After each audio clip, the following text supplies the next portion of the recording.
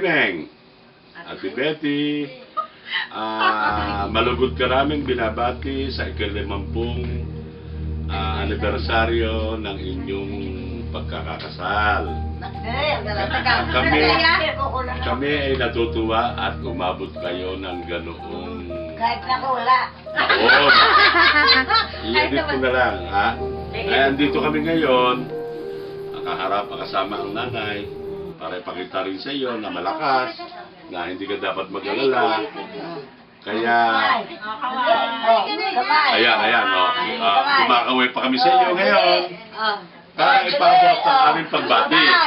Kaya, tumigas ka na lang kung sabay-sabay.